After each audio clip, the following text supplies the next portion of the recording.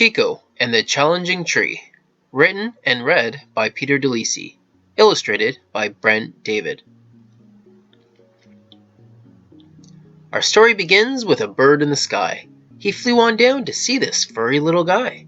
This furry guy was small, but also very spunky. His name was Chico. He was the smallest little monkey. Now the bird looked at Chico and had something to say. "I saw something amazing on the top of that tree just the other day." Chico the monkey was excited. He could tell it was something he would want to go see. But then the bird gave him a second look and said, "Nah, you're too little to get up to the top of that tree." Chico the monkey was shocked as he watched the bird smile and then fly away. "It doesn't matter what that bird thinks," Chico said. "I'll climb to the top, even if it takes me all day." Now as Chico looked up, he wished like the bird he could fly too.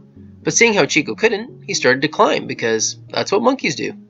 The first few branches were easy, but Chico still had a long way to go. The higher he went and further he got, Chico started going a little too slow. "Maybe the bird was right," he said, "and this tree is just too tall. Maybe I'll never reach the top. Maybe I shouldn't even try at all."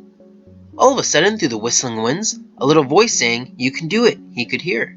It came from a tiny caterpillar, and the message he had was very clear. The caterpillar said, "What does size have to do with where you want to go? The only way you'll find out if you can do it is if you give it a shot, and then you'll know." Now, even though the caterpillar was tiny, Chico must have thought he had a big brain in his head, because instead of giving up and going back down, Chico decided to keep going instead. The caterpillar said, "Good luck, my friend. I'll see you at the end of the day. I'll meet you at the top of this tree after my nap. Is it a deal? What do you say?"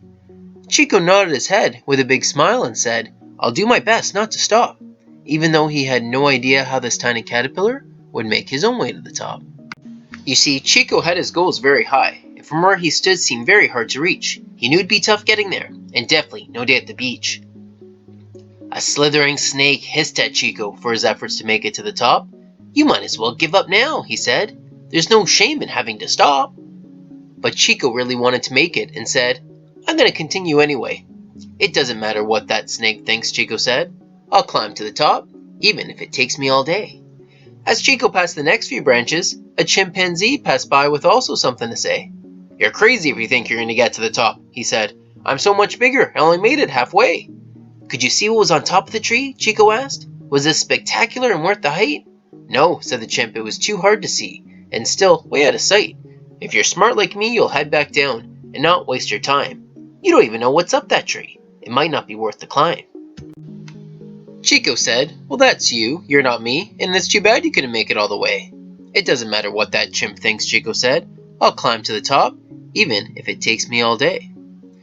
The closer Chico got, the harder it was to reach the branches up above, as another animal shared its thoughts. It was a grumpy mourning dove. "It's getting pretty late, don't you think?" he said. "You're moving as fast as a slug. I can't believe you're actually giving this a shot. You're really going to listen to that bug?" Chico looked at the dove and said, "The caterpillar only pointed out what I've been thinking all along. It doesn't matter about my size, you see, as long as my will stays nice and strong. I'm going to keep going, no matter how slow I go. So if you don't mind, please move out of my way." "It doesn't matter what that dove thinks," Chico said. "I'll climb to the top, even if it takes me all day." So through the wind and rain, Chico kept on going. He gave it everything that he had. He finally made it to the top, because he didn't give up, and it made him feel very glad. But where was his friend the caterpillar? Chico wanted to show him how far he came.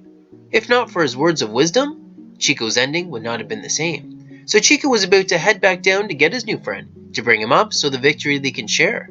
But little did he know, there was no need to go back down, for the caterpillar was already there. You see, while the caterpillar was napping, a transformation had begun. Before he took his nap, a great cocoon he spun. And just like Chico, he had a goal to achieve. To make it all happen, all he needed was to believe.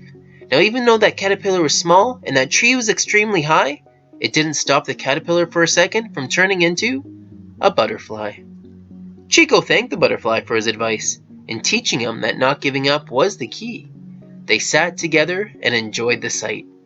It was the biggest banana Chico ever did see. Push yourself to limits, leave all your fears behind, and in the end, if you don't give up, you might be surprised what you find.